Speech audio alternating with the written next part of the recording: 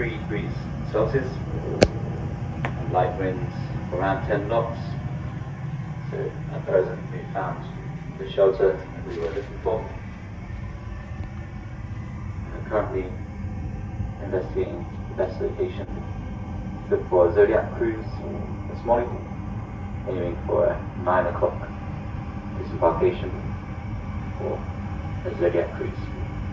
Now, enjoy breakfast and stand by for further announcements. Thank you.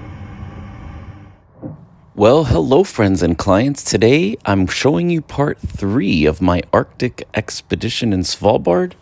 And in this video, you're going to take a Zodiac cruise with me here in Kongsbreen, where there's a couple of glaciers that you'll soon find out about. And we're going to make a landing on some fast ice, which is going to be a really cool thing, and take some pictures near the flow flag, which is the Arctic flag. My name is Dr. Gary Senderoff, and I'm with Cruise Planners, and I'm one of the leading polar expedition specialists, so join me. And also, when you want to book a polar expedition cruise, I do get credit, and I can get you the best value. Go ahead and email me. I'll put my email at the very end of this video. But for now, sit back, as I'm not going to narrate this all the way through, and just pretend you're here, relax, and take a chill. It's a really nice day.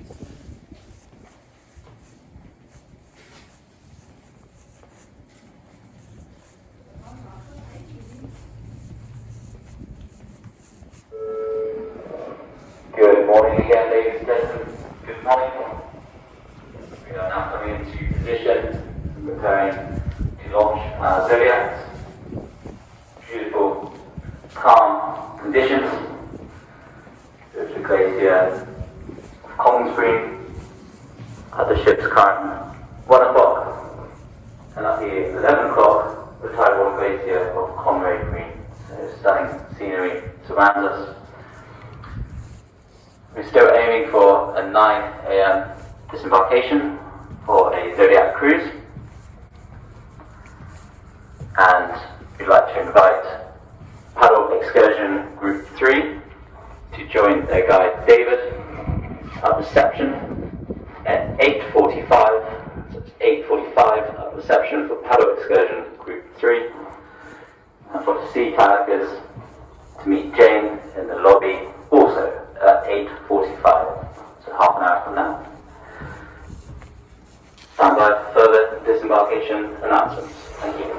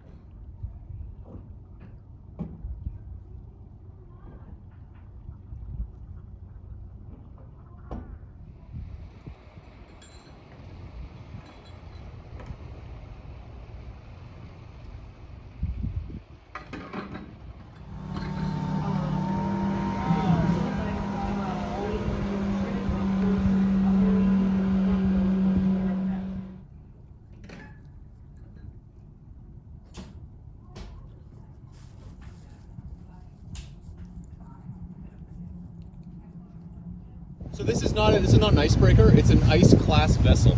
So any ship that operates here, they have a certain they have certain mechanisms, like for the cooling system, for example, that wouldn't let ice get trapped in it, and also they have a certain thickness of the metal.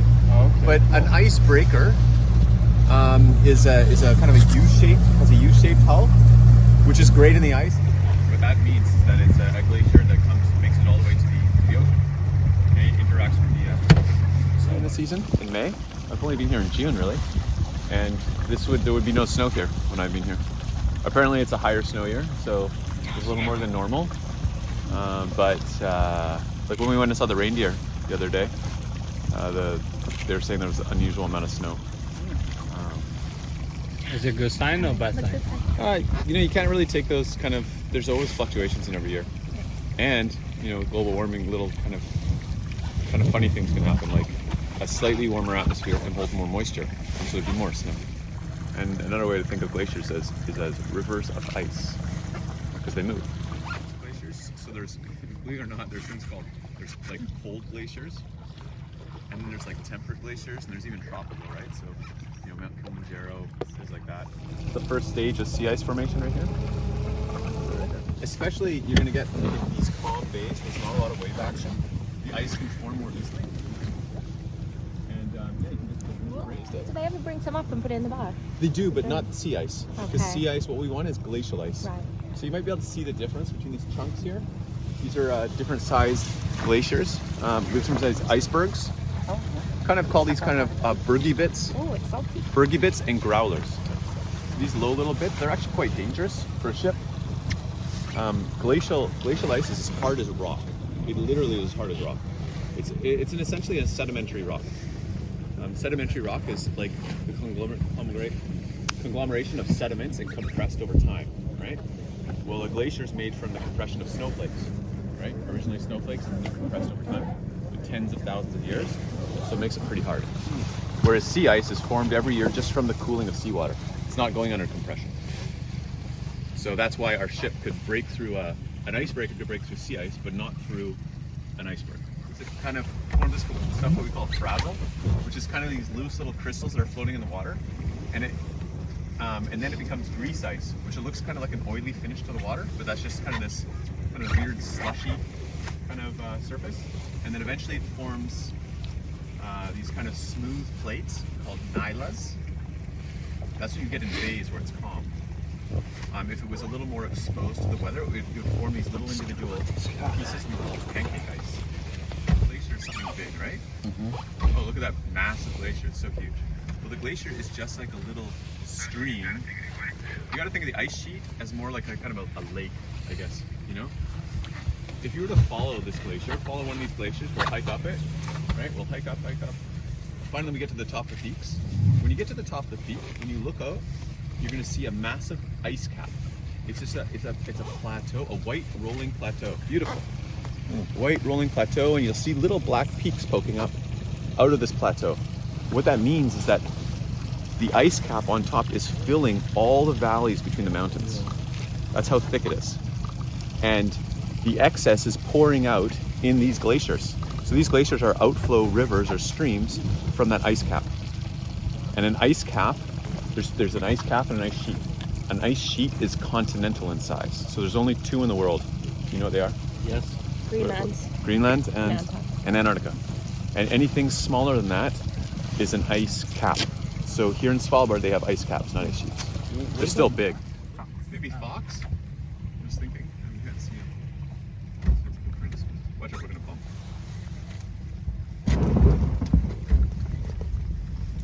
It's called fast ice. So, not that it's fast. It's just stuck to the land, more stable. It's the last stuff to melt.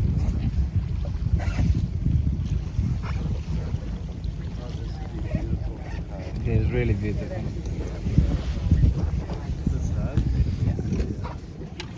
They ask us to do.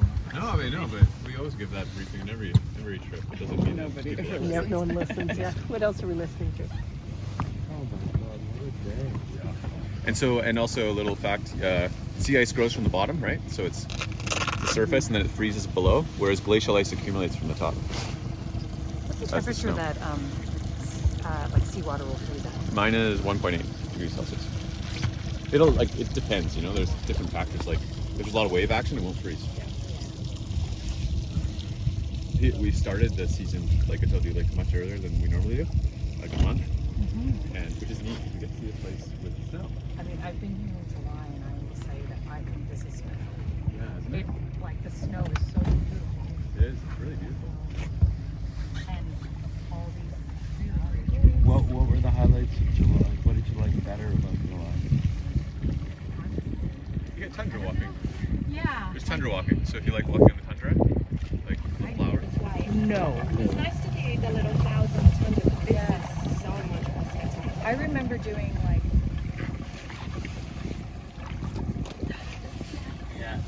What a glorious day. So below is sea ice. Oh. So it's flat. All this stuff, all the flat stuff, sea ice, and all the irregular is glacial.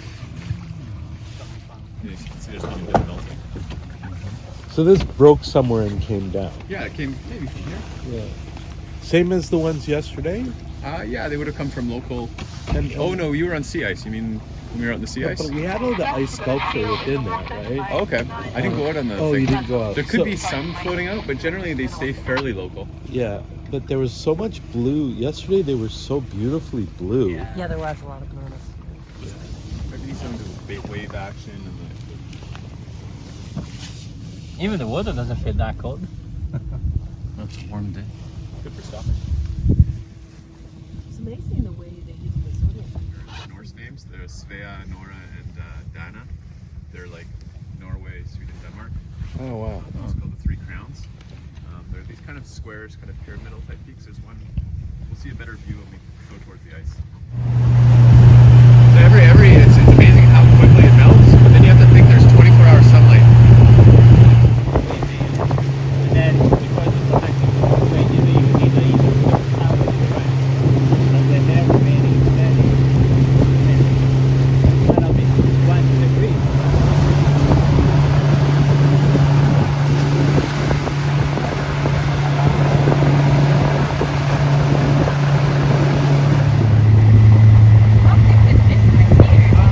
Picking up, I don't know, 40 centimeters or so. I was surprised. I think they said a car could be supported on. How far will this recede throughout the season? Oh, completely local. Right? Remember that.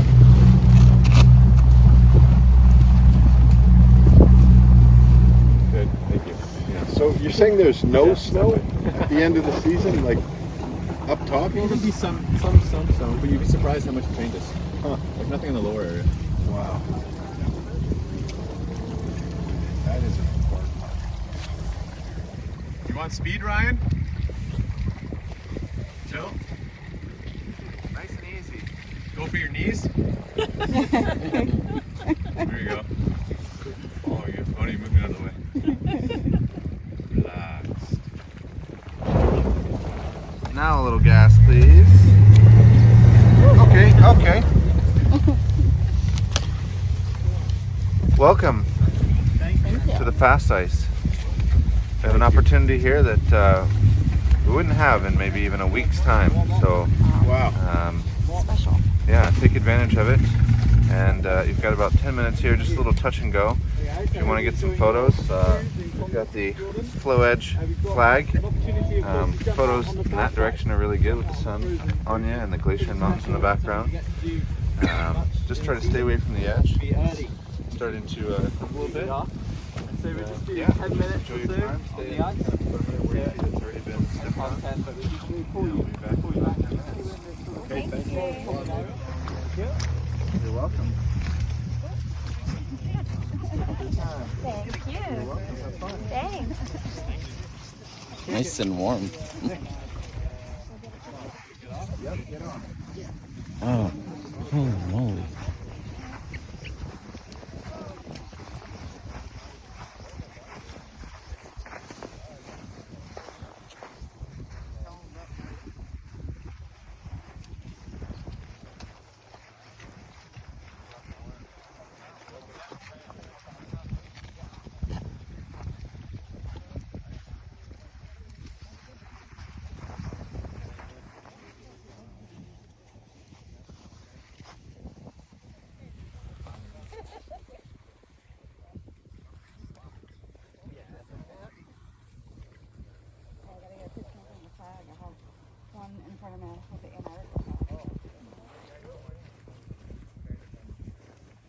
The rifle that we carry, Oh, sorry. in case no worries, is a last resort. It's just a bear deterrent. First, scouting eyes are pretty key. If we did spot something, the next resort would possibly to be just gathering our group, retreating back, heading to the Zodiacs, making sure we're not in an area to put the bear in any danger. Sure. Then we also carry flares as a deterrent, Right. which we could shoot off to try and startle the bear. Some fox tracks.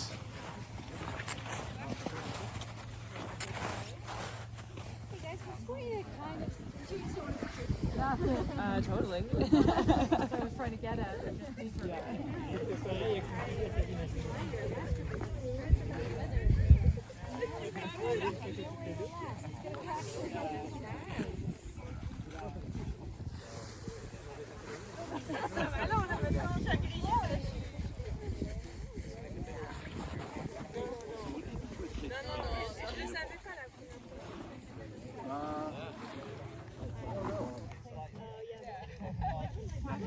Yeah, 1 second. It's like moving on me.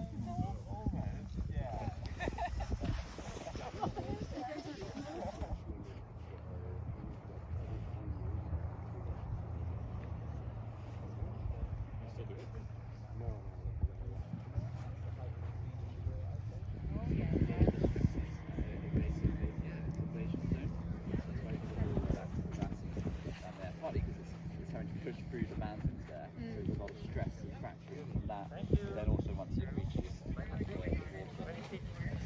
water flow. Well, the main difference is now the entire archipelago is referred to and officially named Svalbard, whereas the archipelago 100 years ago used to be called Spitsbergen. Now just the main island, the biggest island, is called Spitsbergen. So Fjord is a valley that's been eroded out by a glacier, and then those glaciers are retreated, and it could be filled with fresh water, but it can be the salt water, the ocean filling up. Hanging glaciers or hanging valleys that have been eroded out by a glacier as well, like these tributary glaciers here. Yep. And then when Kongsbreen retreats in many years' time, and that glacier is retreated back and melted away, you probably will have a waterfall coming down that glacier into the out of that hanging valley into the fjord here. Bye. Bye-bye. See you back on board.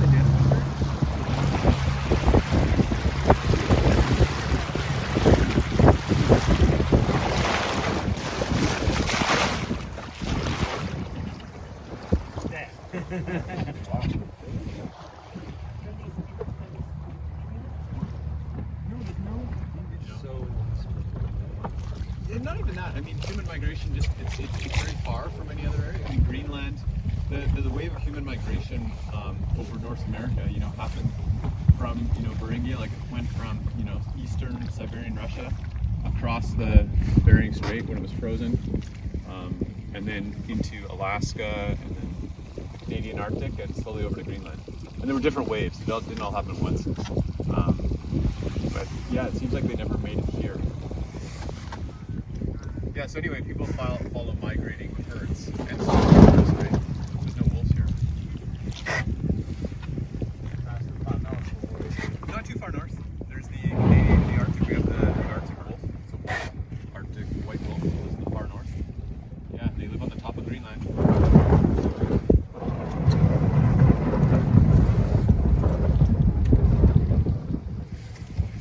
Kind of funny little thing.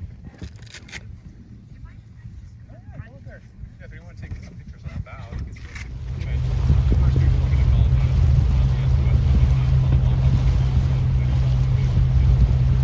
And it would take immediately by regulation down this area. Yeah, providing help right back. In most birds, the male is all colorful.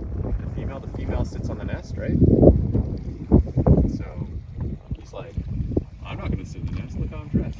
I don't want baby vomit on me. That's my joke. I don't like that. I have a kid. I have 2 kids. There are caribou here as well. So, let's go there. Collar-ups.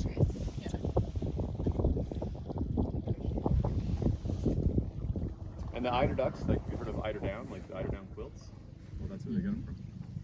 And you don't have to kill the bird because they actually pluck the down from their breast feathers to build their nest as a lining. So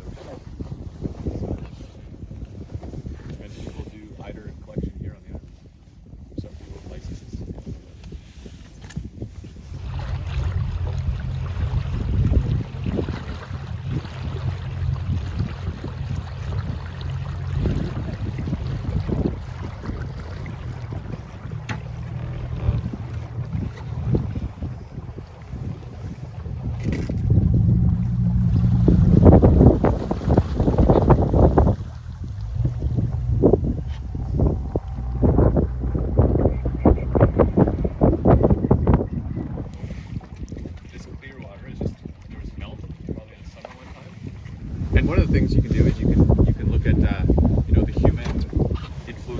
change, so they can look at the proportion of carbon dioxide and how it's changed over a period of time. Even just a little tiny bubble of air.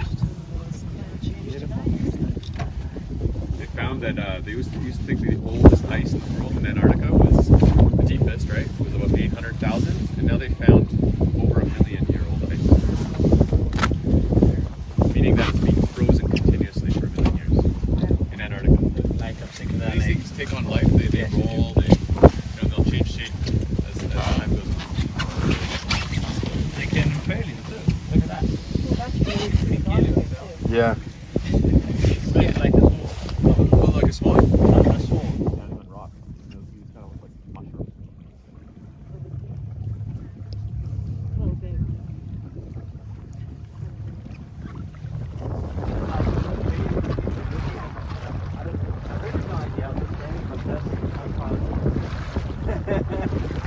big.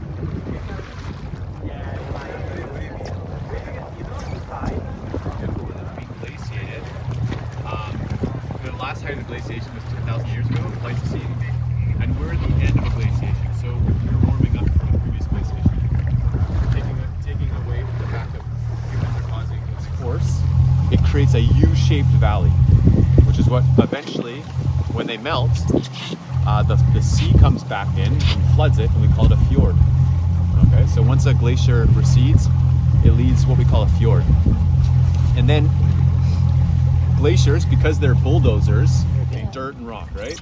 So that's what a glacier does. And if you look along the hillsides here, you'll see this kind of against the mountain, there's this kind of band of sediment. Do you see that? It's like, it looks like a pile of dirt and rocks. That's exactly what it is. And that's red dirt. All of it is dirt.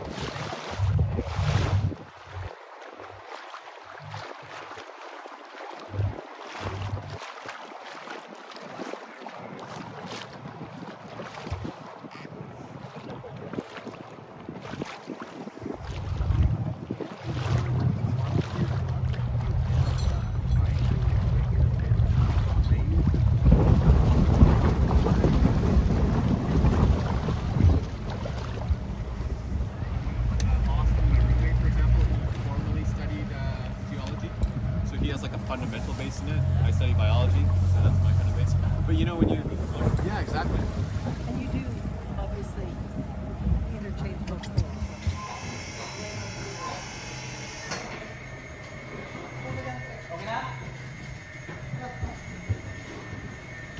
For the best value in polar expeditions, email me at gary.senderoff@cruiseplanners.com.